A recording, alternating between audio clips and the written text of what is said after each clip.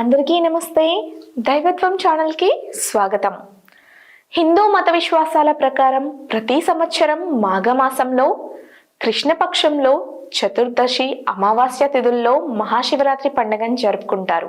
ఈ రోజున శివాలయాలు శివనామస్మరణతో మారుమ్రోగుతాయి. మరో వారం రోజుల్లో మహాశివరాత్రి పండుగ ప్రారంభం కాబోతోంది. హిందూ మతంలో మహాశివరాత్రి పండుగ ఎంతో పవిత్రమైనదిగా పరిగణింపబడుతోంది.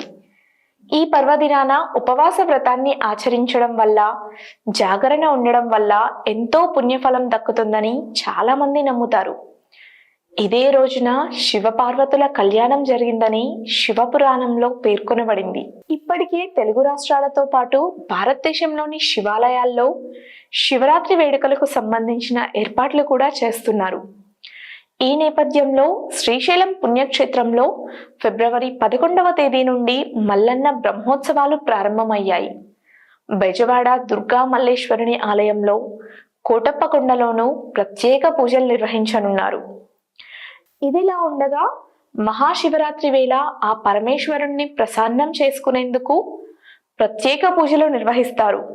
తాము కోరుకున్న కోరికలను నెరవేర్చేందుకు రుద్రాభిషేకం, జలాభిషేకం వంటి ప్రత్యేక పూజలను కూడా చేస్తారు. అయితే శివలింగానికి అభిషేకం చేసే సమయంలో కొన్ని పనులు పొరపాటున కూడా చేయకూడదు. అలా చేయడం వల్ల మీకు అశుభ ఫలితాలు ఎదుర్కోవాల్సి వస్తుంది. ఈ సందర్భంగా శివలింగానికి అభిషేకం సమయంలో ఎలాంటి పొరపాట్లు చేయకూడదనే ఆసక్తికరమైన విషయాలను తెలుసుకుందాం. మహాశివరాత్రి సమయంలోనే కాకుండా ఏ సమయంలో శివలింగానికి అభిషేకం చేసినా నీళ్లను నెమ్మదిగా లింగానికి సమర్పిస్తూ శివమంత్రాలు పఠించాలి. అయితే శివలింగానికి జలాభిషేకం చేసే సమయంలో తులసి ఆకులను ఎట్టి పరిస్థితుల్లోనూ వాడకూడదు. ఎందుకంటే పరమేశ్వరుడికి తులసి ఆకులను సమర్పించడం నిషేధం. మహాశివరాత్రి వేళ శివలింగానికి జలాభిషేకం చేసిన తర్వాత ఆ నీరు చాలా పవిత్రంగా మారుతుందని గుర్తుంచుకోవాలి. ఇలాంటి పరిస్థితుల్లో ఆ నీటిని దాటడం లాంటివి చేయకూడదు. ఈ సమయంలో ఆ నీరు ప్రవహించే చోటు కాకుండా లింగం చుట్టూ ప్రదక్షిణలు చేసి నీరు ప్రవహించే చోట నుండి వెనక్కి తిరిగి వెళ్ళిపోవాలి.